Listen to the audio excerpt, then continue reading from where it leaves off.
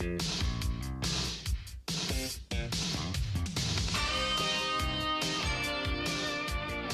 close.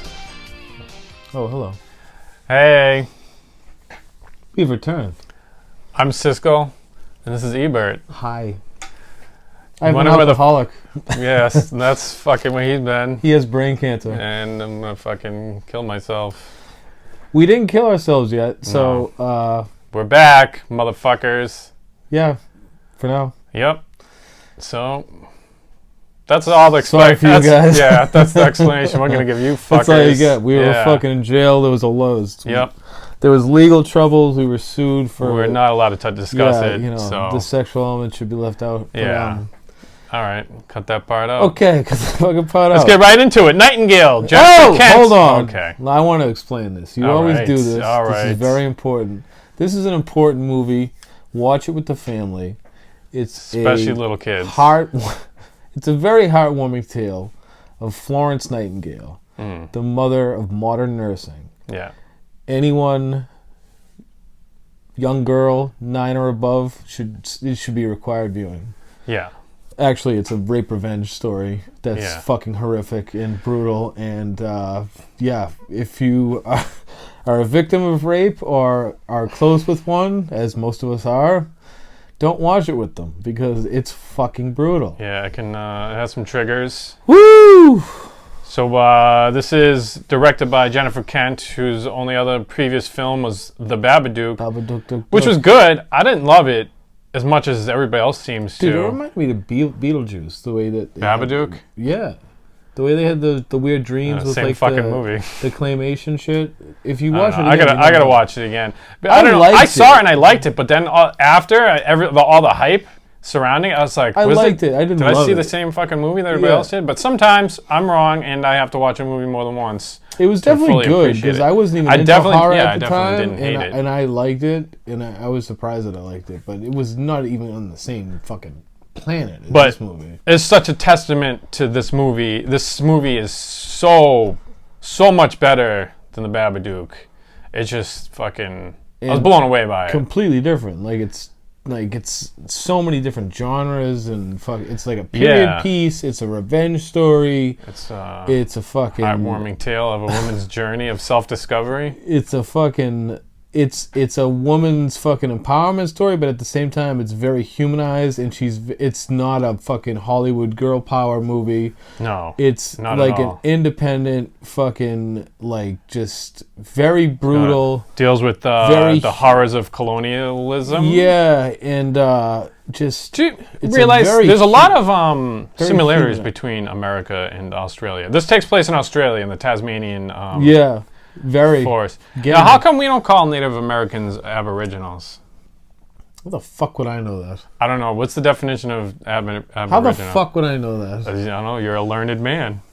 It's not like I went to college and graduated or whatever. anything. I mean, we both came from Britain, and we both stole land from Dude, Aboriginals and natives. Their dick in every fucking country on this planet. Just to this tiny little country. They try to spread their seed as much as possible. They were just fucking plowing their little fucking ugly British dicks into every country they could. Now, did Australia say enough, and then they just were like, all right, we're gonna we got enough convicts, because they sent all the convicts to Australia, and if they let's talk about the movie. I mean, because this has to deal with the movie, because the nice Irish lady that plays the lead is a Irish convict sent there, but it's not like hardened criminals. So the jails. This is a little Australia history lesson, because I looked all this shit up after seeing this movie, because I was really interested in the beginning of Australia's colonization.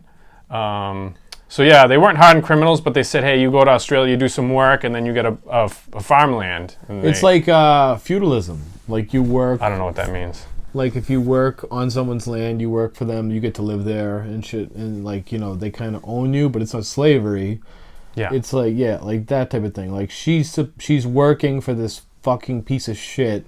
Oh, man. And she's done her time. She's married. She's got a baby. She's supposed to be set free.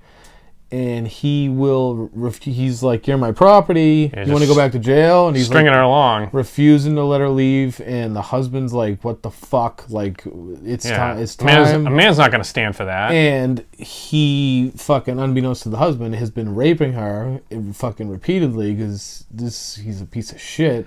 And he's played by if you've seen the new Peaky Blinders season. And the guy who played the fucking Hitler character. Yeah, if you thought he was an asshole in that, you have no idea. This guy is. He was pretty bad in Peaky Blinders, man. He was, but dude, Tommy Shelby called him the devil himself. Yeah. That's how awful he is in Peaky Blinders.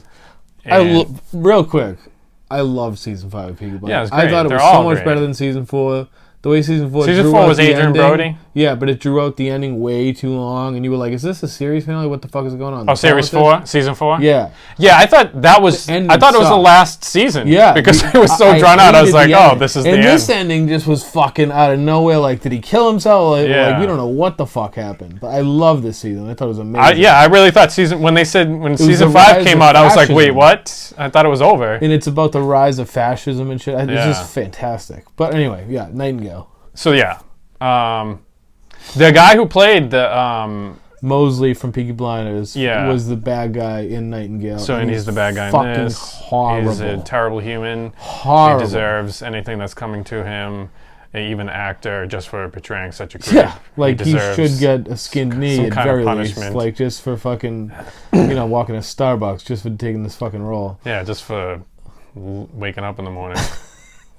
Real piece of shit, this fucking asshole. And I really what about his fucking partner, the little red coat firm that shot the guy? That's the guy who played Manson. Is it really? Yeah. Wow. And both Once Upon a Time in Holland and in Mindhunter. Wow, I had no idea. I know, I was like, this guy looks so familiar. You know what he reminded me of? The guy from The Warriors. Yeah. I kept on thinking of his hand, but I was like, no, he'd be so old. Yeah, I know. But dude, that fucking, oh my God. Well, actually, he was in Twin Peaks. You got to see him in The Return, what he looks like then. He was kind of recognizable in that, Jerry. too. Yeah. Oh, it's the fucking best. Jerry Horn. But, I really liked the guy who played, I don't want to say what they call him in the movie, but the Aboriginal that helped the Nightingale. Let's call him Boy. Yeah, that's kind of a racist term. It's a racial time. Okay. Well, I liked him too. I didn't like him when you said that, but as I continued watching the movie, I started to like him more and more. Yeah. Especially by the end, like he was fucking great. Blackbird, that's my bird. Mangala. Yeah, he was fucking. He was cool. Yeah, I ended up liking him because, do you know what the worst part was when he's helping her with her revenge process, and then they walking by the other Aboriginals that are all getting murdered, and she pretends that he's her slave, and he has to sit there and watch it, and he can't help them because he's helping her. Yes. I'm like, that's so fucked up. And they're both just horrified. Because if he wasn't helping her, he would have just gone after. He would have been dead too. When the white people picked him up and he cried because he had to sit at the table. And because the guy thought he was doing him a favor. They pick him up, and the guy invites him into a home because. And for a white family to do that with an Aboriginal and to treat him like a human is unheard of. And he's sitting on the floor because he's not used to sitting at a table in front of white people. And the wife throws the soup down to him. Yeah, she's he's not like, very nice. Come up here and sit with us. And he starts crying. The white guy thinks he's doing him a favor, and the guy's like, I shouldn't even have to be in this situation. He's like, this is my land. This is my country. And he's crying. It was a pretty touching scene. Oh, and the other part, I almost cried when he just looks at her and goes, what did they do to you? Yeah. No. And I was like... You know what was hilarious, too, is when she fucking stabbed the fucking guy. She's like... No, when she starts chasing after him, he's like, if that's your husband, you need a new husband. yeah. After she stabbed and killed that one guy, she didn't have another kill left in her. Like, that was too much. No, she wasn't. She's not built. The fuck out of him. She's not built for revenge. She killed the fuck out of that guy. That was more than she bargained for. Yeah, it was. She came out with just blood all over her face. Yeah, she thought she was just gonna shoot the gun once and then it'd be over. But I love the musket when it was like getting a rock thrown at you hard because she gets shot in the shoulder. She's just like, oh, those stupid fucking muskets. Yeah, and when the muskets, it just shows you. I like that they show them reloading it because it was like, what a hassle. The spear and he's like, fucking. You better be good at shooting. And even like those things weren't even accurate with aim. You could be amazing at shooting and still miss. What a shit gun. But when he breaks in the guy's house to steal food, and then he catches him, and the guy shoots him, and he's like, hold on, and he's like, fuck it, I'm out of here, and he just runs away. And he catches Boy in the stomach, and he still just comes after him with the spear, and he's fucking like, I'm still here. He's trying to reload it and shit real quick. And he fucking hammers it through his fucking neck. Oh, there's Dude, great scenes. But the Everything baby about it was a brutal scene Yeah, too, it was- obviously. But you could see how good the actress was because her face All right, changed and she looked like a that's kind of different. She looked spoiler. whatever. She looked like a different person. Like she Yeah, literally looked absolutely. like a different person. Like, Yeah. she just completely changed. I agree. That's not gonna spoil the movie at all, by the way. Like fucking, it's just fucking, it's horrific. It's brutal. It's both a revenge tale, a period piece, a fucking. Yeah, it's so many things because it's like when I read the description, like you said. What was that quote you said it's about Ari Aster? Yeah, it's a non-genre film. It has no genre really. Yeah, I read. I was watching an interview with Robert Eggers for The Lighthouse, and the interviewer said, "Hey, what did you, Ari Aster, and Jennifer Kent get into have a meeting and say?" All right, we made a good horror movie. Now for our next film, let's just not do a genre at all. Yeah, because you know can't really how much pinpoint we it. loved Midsommar. We reviewed that. I mean, it I'm is seeing a horror. It has Lighthouse horror tonight. elements, but it's so much more than that. Yeah. And Lighthouse, yeah, if you've seen that, I'm seeing that I tonight. want to Can't call it a wait. horror, but then it's so many other things too. It's just hard to pinpoint. To see that shit, man. I'm seeing that shit tonight. You see a Parasite today? Yeah, I can't wait to see that. Oh. I've been tempted to see this movie for so long. Dude, fucking, there's only a few left, man, this year. There's Uncut Gems. Irishman's next week, on Netflix? the 15th. Wow. I think it comes out the same day theaters. I the think select it's 2 weeks theaters. different. I think it's 2 weeks later. I don't know I about. might be wrong. I might be wrong. But Irishman, Uncut Gems, which I'm fucking dying Yeah, that's to see. December, right? I think so. Fucking Parasite, Lighthouse I'm seeing today, and Nightingale's in the top fucking 5. Like it's Nightingale was that amazing. good. I can't believe how good it was. Yeah, I went in just thinking this. At first, when I saw what it was about, I was like, "This sounds fucking boring." I don't know. When if I you can said how good it was, I sit thought you through were this. talking about Parasite. I was like, "Fucking Parasite." no. You're like, "No, Nightingale." I was like, Nightingale, "Holy yeah. shit!" I didn't wanted know to what the see fuck it was. Nightingale was in a few select theaters around here over the summer, and I wanted to go see it. But then, like, I read the description, I was like, "I'm not going to go to the theater to see that." Now I wish I did, and I fucking hate myself for not doing it. But it's just, you can't really pinpoint because I read like colonization, colonialism, and all that. Even And I was from the like, trailer, like I was snooze. it's not something I would have seen in the theater. Yeah, and then I was like, oh, woman director. I was like, that's probably gonna be some like woman power shit, but Totally not. really fucking Totally put my not. dick in my own mouth. Really impressed me. After think those thoughts. Fucking, we didn't review the fucking Joker when we both saw that. That's both like in the top 1 or 2 of our we list skipped a few things. of our fucking list of the year. That's Yeah. fucking way up there. Joker, Ad Astra. I didn't like as much as you. It's lower. Fucking that was your last video, right? Ad Astra? Yeah. No, you know what? The more I let it sit with me, I was like, it is kind of It was beautiful to look at. it really is beautiful, but it is fucking.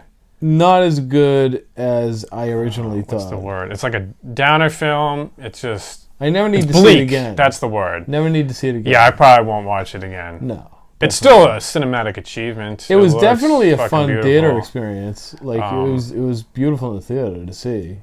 Yeah, I mean, everybody should probably see it once, maybe. Yeah, check it out if you're Yeah. into, especially if you're into sci-fi. Yeah, if you're into It's sci-fi, super you can just realistic, appreciate the even look. though it's futuristic. I don't know. That fucking moon rover chase scene was fucking pretty intense. It was awesome. Yeah, It I was love it. fucking That's my awesome. favorite part for sure. Definitely. And there was definitely some great acting. And And fucking Joker, we just had. I know this isn't a Joker review, but we have to say it's a fucking masterpiece. fucking Like amazing. That's my number one. That's his this number year one. so That's far. I think it's still my number 2 after Once Upon a Time in Hollywood. But the Joker was like king of comedy, Taxi Driver, and the book The Killing Joke in one. Like it was fucking phenomenal. I could not believe how good it was. It was like Yeah, it exceeded all expectations. And I definitely lowered my expectations, even though I knew Joaquin would come correct. Dude, I didn't which know he did. Todd Phillips had a film like that in him, man. Like that was I know. fucking woo. I mean, he made 3 fucking Hangover films. You think that guy would make a fucking film like this? But he was. I don't know. I did this. I don't know if Other that than meant Wes a point of Anderson, view. he's the only comedy director where his movies actually, especially later, started to look really good. Wes Anderson? The only other comedy director. Oh, yeah. Where his films started to look really Yeah. good. I mean, like, even remember what the gun running one? What was that with fucking kid from Whiplash, in Jonah Hill when they were selling guns? Remember that one? Yeah, what was that? Did he? He directed War Dogs. War Dogs. He directed that? Yeah, he directed that. He directed fucking Due Date and fucking. Due Date was a real fucking. He directed dick Road Trip. The guy who directed Road Trip directed fucking Joker. That's fucking crazy. Insanity. But I read he was inspired by the 70s Scorsese movies. It was definitely well documented that he said that it was based on Taxi Driver and King of Comedy and Raging Bull. And I had showed Ryan King of Comedy like 2 weeks before we saw it. So she really? was like, "Oh my god!" The fact that thank God she did. If you saw that movie and you haven't seen King of Comedy, then you don't even appreciate the fact that De Niro was in it. The whole everything you won't appreciate. Oh, and Ryan fucking loved Nightingale too. She thought it was fucking phenomenal. It's an undeniable film. She speaks Gaelic, and they were speaking like Gaelic, and the main girl's Irish and fucking. Yeah. She loved it. She thought it was fantastic. It's a lovely language. Yeah, it's fucking up there on all of our lists for sure. It's an undeniable. It's just one of those undeniable classic films. It's a full, well-rounded film. It's got a little bit of everything. It's the period piece of the year, I think. I mean, what else the fuck is a period piece? That definitely should be nominated for something. You think? I mean, it seems to have made like no money. Like you don't hear about it. I don't know what the fuck. Yeah, it got mad buzz over the good reviews during the summer. Yeah, if that was a big Hollywood movie and it was famous people and everything, that would definitely be nominated for everything. If it came out like in November or December. Yeah, and it had I don't know, insert actress as the main person. Fucking Sandra Bullock and Brad Pitt were the fucking good and bad guy. Yeah, I mean it would be nominated for everything. Yeah. So I think this definitely. And now we hear a lot about women equality in Hollywood and shit, and women don't get enough recognition. This is a female-directed movie. If you want recognition as a female director, fucking make more films like Nightingale. Absolutely. You said that, I was like, you're fucking right on the money. Yeah. That's exactly right. Stop making your fucking Eat, Pray, Love films. Yeah. Fucking make this Julia film. Roberts needs to stick with fucking Sam Esmail. Yeah, and we need to make a Mr. Robot movie video because I would. Yeah, let's make our own Mr. Robot movie. Yeah, we should. Fucking fan fiction. Yeah, but I finally caught up, and dude, this season's fucking phenomenal. You just watched that latest episode yesterday? Yeah, I thought you were rewatching it. No, I was fucking great fucking amazing, episode. amazing. I love that heist element. Dude, it was like a fucking. It was like watching a heist movie. Yeah, when he's running through the city, hit by a car and shit. Yeah, it was fucking amazing. That was fucking great. I still have no idea. It reminded me of that one when they go into E-Corp. Yes. And, what was the date? Yes. I actually watched that during breakfast today. The one when all the buildings blow up. Yeah. Yeah. That's fucking. I love those small, large scale episodes, but they all they're like featured in like. I don't know, like real time. It almost feels like real time. And you could tell like they shut down like tons of streets, but like even the shots and shit in that episode, like Esmail's just a fucking master director. Like he's gotten so fucking good at directing. Yeah, and they're films. These are small films. Dude, after all these seasons too, I have no idea how it's gonna end. They have to wrap this up in 5 episodes. I have no fucking idea. 5 episodes? No. Well, if we're lucky and IMDb was right, it's 13. But every season's been 10. Yeah, I think on Comcast I double checked too. There's 13 listed. Well, I hope so because I mean it's USA's best fucking show, and I have no idea. I love the backstory episode of White Rose, showing exactly how back and how deep he's been into this whole shit. Yeah. From 1982. I greatly look forward to stealing all of your fucking intellectual property when he's talking to Dell in 1982. Yes. Like, fucking, he's been deep in the game for fucking 35 years. Like, it's... I have no idea how he's going to wrap it up. It's a fucking... But if anyone can fuck with White Rose, it's fucking, it's Elliot. But yeah, see motherfucking Nightingale. Yeah, check it out. It's actually on Hulu now. It's on Hulu, right? I can't believe it. It just made it to VOD. Yeah. And then the next day I checked, after watching it on fucking Vudu, it's on fucking Hulu for free right now. So watch it. I don't have Hulu, but you might. You might. So, fucking, if you do, dial it in. Watch it, motherfucker. That's all we got. I know you missed us, but we'll be back. We got we got the big movies to see. We got like fucking 4 or 5 more big ones to see. Yeah. The next fucking we'll be back few are for gonna be that big Irishman. ones. And we should do like a whole like final season of Mr. Robot, like fucking. Yeah. I know we didn't do a fucking final Succession video, but it was great. Yeah, ended perfectly. Ended fucking just like we hoped it would. Just like a big surprise. The last scene, fantastic. Yeah, I didn't think it could surpass the last season's finale, but what do you think? Sure equal or better? Oh, that's tough, man. I mean, the first finale was such an impact because the whole time you were like, you weren't really sure where the show was going. You had no idea what it was capable of until that finale. And that's what really super sold you on that. And then this one, you're like, well, they're going to have to, there's no way they can top that. It's going to be over the top. And it wasn't. But it was still in line with the same. It was perfect. It was perfect. I think they were both equally perfect. I agree. I fucking love it. I love that show. Yeah. It was equally perfect because it held its ground against the first finale, which was such a big, deep, dark, big episode. In last comment, we watched the third Watchmen. Didn't dislike it as much as you.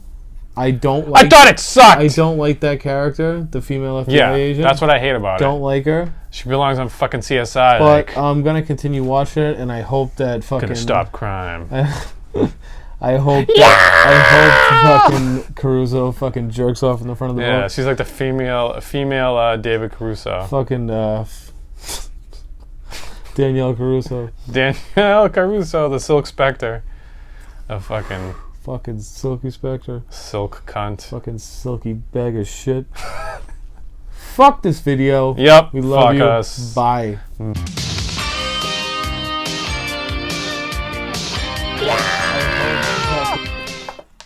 Stop drinking that water.